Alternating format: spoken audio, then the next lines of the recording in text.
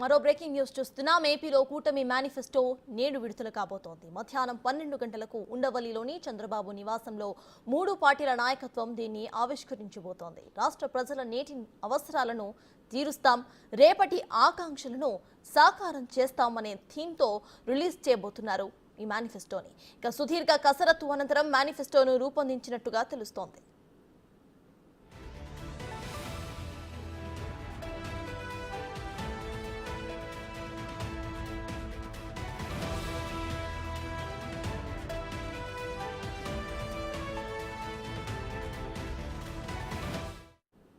ఇప్పటికే 2023 రాజమండ్రి మహానాడులో సూపర్ 6 పథకాలను ప్రకటించి ప్రజల్లోకి వెళ్లింది టీడీపీ.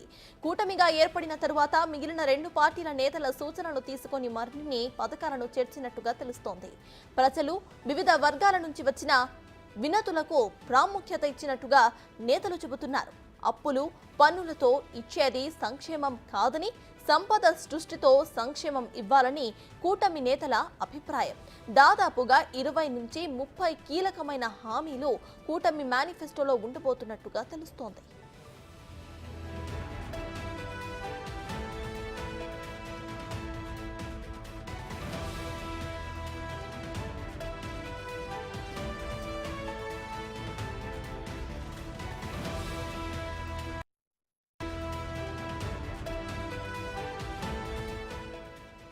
ఏపీలో కూటమి మేనిఫెస్టో నేడు విడుదల కాబోతోంది. మధ్యాహ్నం 12 గంటలకు ఉండవల్లిలోని చంద్రబాబు నివాసంలో 3 పార్టీల నాయకత్వం దీన్ని ఆవిష్కరించబోతోంది.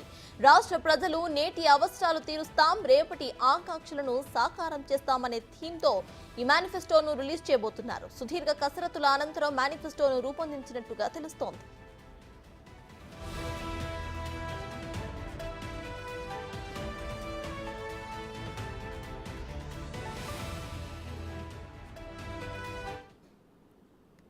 రైట్గా ఇవాళ కూటమి పార్టీలన్నీ కూడా కలిసి మేనిఫెస్టోను రిలీజ్ చేయబోతున్నాయి. ఇటు టీడీపీ, బీజేపీ మరియు జనసేన పార్టీ మేనిఫెస్టో ఇవాళ రిలీజ్ అవబోతోంది. ఈ విషయంపై పూర్తి డీటెయిల్స్ మా ప్రతినిధి శివ అందిస్తారు. శివ, చెప్పండి, ఇప్పటికే సూపర్ 6 అంటూ కూడా టీడీపీ జనాల్లోకి వెళ్ళింది. ఇక ఇవాళ వాళ్ళ కూటమి మేనిఫెస్టోను రిలీజ్ చేయబోతోంది. అయితే ఈ మేనిఫెస్టోలో ఎటువంటి అంశాలపై ఎక్కువగా కాన్సన్ట్రేట్ చేస్తారు అనుకోవచ్చు. అట్ ద సేమ్ టైం ప్రతి సభలో కూడా సంక్షేమం మాత్రమే కాదు, కొత్త ఉపాధి అవకాశాలు కూడా కల్పిస్తామంటూ బాబు చెప్పడం జరిగింది. మరి ఈ మేనిఫెస్టోలో అవి కూడా ఉంటాయనుకోవచ్చా?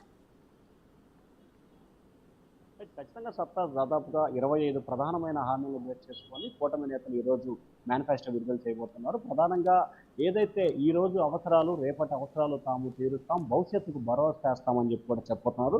రాష్ట్ర ప్రజల నేటి అవసరాలు తీరుస్తాం, రేపటి ఆకాంక్షలను సాకారం చేసే పేరుతో ఈరోజు మేనిఫెస్టో విడుదల చేయబోతున్నారు.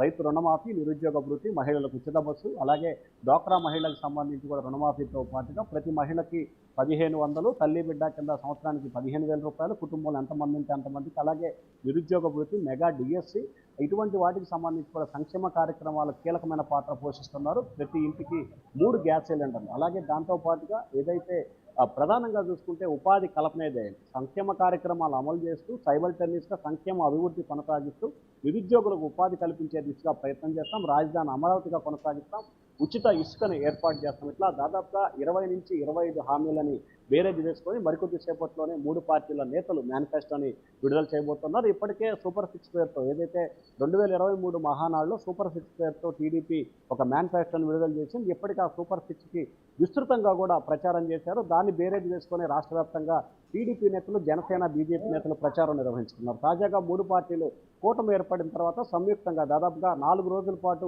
మమ్మురంగా కసరత్తు చేసిన తర్వాత ఈరోజు మేనిఫెస్టోకి సంబంధించి రూపకల్పన చేసినట్లు కూడా తెలుస్తా ఉంది. దీనిలో బేస్ చేసుకుని ఈరోజు మధ్యాహ్నం 12 గంటలకి తెలుగుదేశం, జనసేన, బీజేపీ 3 పార్టీలు కలిసి మేనిఫెస్టోని విడుదల చేయబోతున్నారు. ప్రజల సంక్షేమం, అభివృద్ధి మెయిన్ ఆకాంక్షగానే ఈ మేనిఫెస్టో ఉండబోతుందని చెప్పి తెలుస్తా ఉంది సత్తాజ్. అయితే శివ, మనం ఇటు చూస్తే మేనిఫెస్టో ఇవాళ రిలీజ్ అవబోతుంది కాబట్టి ఆల్రెడీ మొన్న ఇటు వైసీపీ మేనిఫెస్టో రిలీజ్ చేసే టైంలో పవర్ పాయింట్ ప్రెజెంటేషన్ కూడా ఇవ్వడం జరిగింది సీఎం జగన్. అటు మేనిఫెస్టో ఇటు సూపర్ 6K పథకాలకు ఇటు డబ్బులు సరిపోవు, మరి మేనిఫెస్టోలో ఇంకెన్ని ఎక్కువ హామీలు ఇచ్చేస్తారు, వాటిని నమ్మద్దు అంటూ కూడా ఇటు జగన్ చెప్పే ప్రయత్నం చేస్తారు. దీన్ని ఎలా చూడాలి? మరి మేనిఫెస్టోలో వాటిని కూడా కొంచెం దృష్టిలో పెట్టుకుని మేనిఫెస్టోని రూపొందిస్తారనుకోవచ్చా? ఖచ్చితంగా, ఎందుకంటే అధికార ప్రతిపక్షాలు ఒకరిపై ఒకరు విమర్శలు, ప్రతి విమర్శలు చేసుకునేది రాజకీయాల్లో సర్వసాధారణం. కానీ ఏదైతే ముఖ్యమంత్రి జగన్మోహన్ రెడ్డి మొన్న మేనిఫెస్టో విడుదల సమయంలో తెలుగుదేశం పార్టీ నేతలు చంద్రబాబు ఇంటికో బెంజ్ కారు, కేజీ బంగారం ఇస్తానని చెప్పి ఆచరణ సాధ్యం కాని, అమలు కాని హామీలు ఇస్తారు. వాటిని నమ్మొద్దని చెప్పి కూడా జగన్మోహన్ రెడ్డి ప్రతి సభలో కూడా చెప్తా ఉన్నారు. మొన్న మేనిఫెస్టో విడుదల సమయంలో కూడా ఒక పవర్ పాయింట్ ప్రజెంటేషన్ కూడా ఇవ్వడం జరిగింది.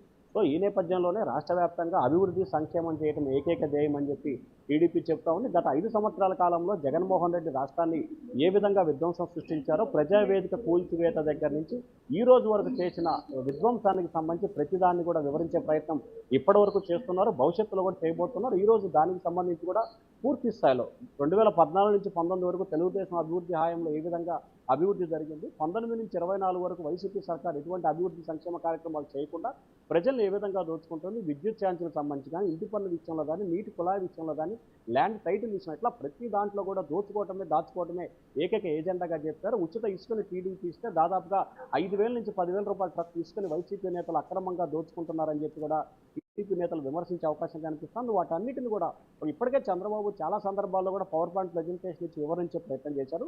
తాజాగా మరోసారి ఈరోజు 3 పార్టీ నేతలు కలిసి ఉమ్మడిగా విడుదల చేయబోతున్న మేనిఫెస్టోలో తాము ఏం చేస్తాము, ఏం చేయబోతున్నాం అనే దానికి సంబంధించి స్పష్టంగా రాష్ట్ర ప్రజలకి ఒక సందేశాన్ని అయితే ఇవ్వబోతా ఉన్నారు సత్తా. Right, thank you Shiva.